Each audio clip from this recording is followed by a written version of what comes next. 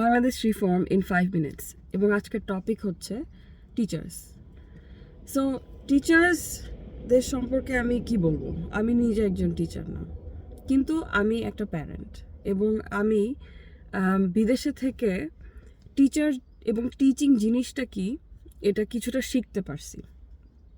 So আমি যখন বাংলাদেশে ছিলাম তখন একজন টিচার বলতে একটা স্কুল টিচার অথবা একটা স্কুলের যে প্রাইমারি টিচার সে হাই স্কুলে পড়াতে পারে, যে হাই স্কুলের টিচার সে যদি খুব ভালো স্টুডেন্ট হয়ে থাকে অথবা তাকে যদি ইউনিভার্সিটি হায়ার করে সে ইউনিভার্সিটি টিচার হয়ে যায়, যে কেউ কোচিং সেন্টার খুলে সেও টিচার হতে পারে।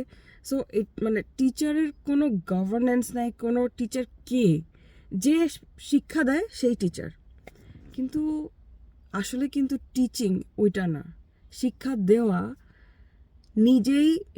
নিজেই একটা ফিল্ড যেটাকে টিচিং বলে।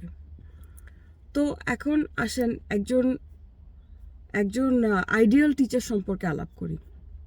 একটা আইডিয়াল টিচার তার স্টুডেন্টকে বুঝবে এবং যে কোনো ধরনের পানিশমেন্ট থেকে তাকে কথায় কথায় পানিশমেন্ট দেওয়া কিন্তু টিচারের কাজ না। টিচারের কাজ কিন্তু সবসময় স্টুডেন্টদেরকে শুধরায় দেওয়া না।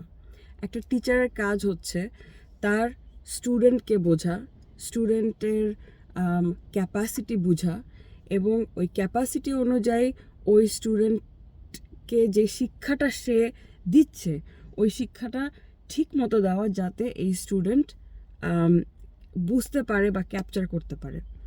তো যে কোনো মানুষ 5 আঙ্গুল সমান না, সবাই একই রকম না। তো এক একজনের লার্নিং স্টাইল, এক একজনের বোঝার স্টাইল এক এক রকম।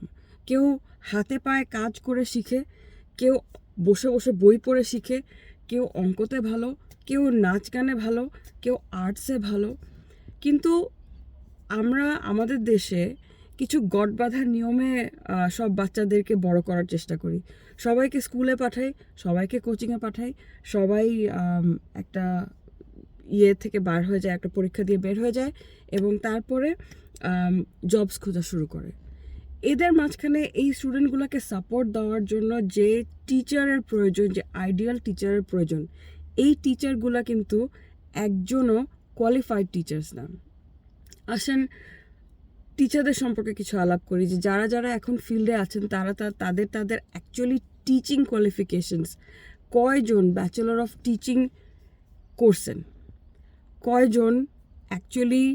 আমি প্রাইমারি আর সেকেন্ডারি স্কুলের কথা বলতেছি, আমি কিন্তু ইউনিভার্সিটির কথা বলতেছি না। আমি শুধুমাত্র primary, that is play group থেকে ক্লাস 6-7, আর হাই স্কুলের কথা বলতেছি 6-7 থেকে কলেজ পর্যন্ত।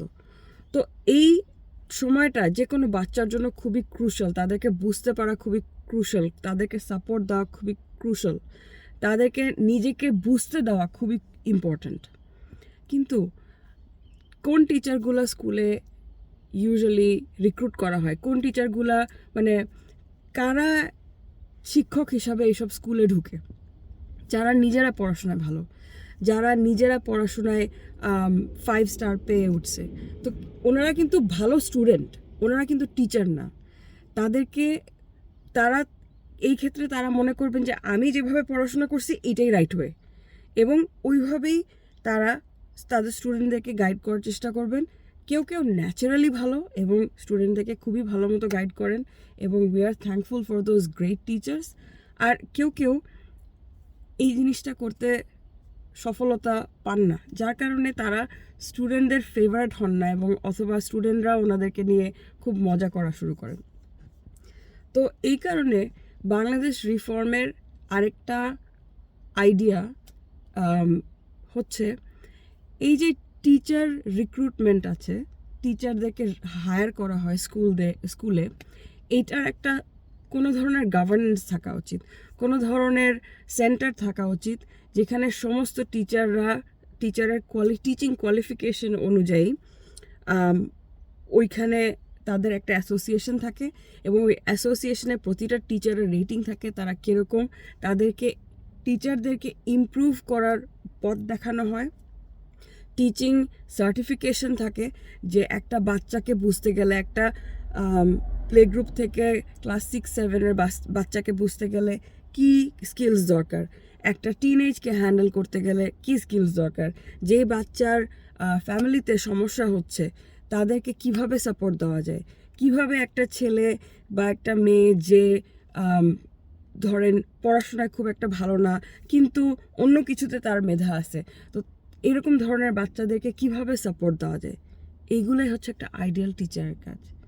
খাতায় লাল কালি দিয়ে বড় বড় করে 0 মার্ক দিয়ে ইউ ক্যান ডু বেটার অথবা হোয়াট ইজ দিস এরকম ধরনের কমেন্ট করা টিচার আমরা সবাই অনেক পাইছি, কিন্তু এরকম ধরনের টিচার যারা আপনাকে বসে বোঝানোর চেষ্টা করছে এবং আপনাকে গড়তে হেল্প করছে, এরকম ধরনের টিচার কিন্তু আমরা সবাই খুব অহরহ দেখতে পারি না।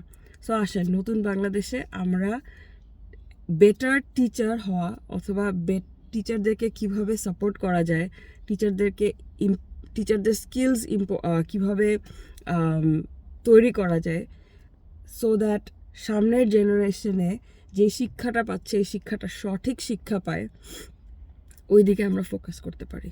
আজকের জন্য এখানেই, থ্যাংক ইউ।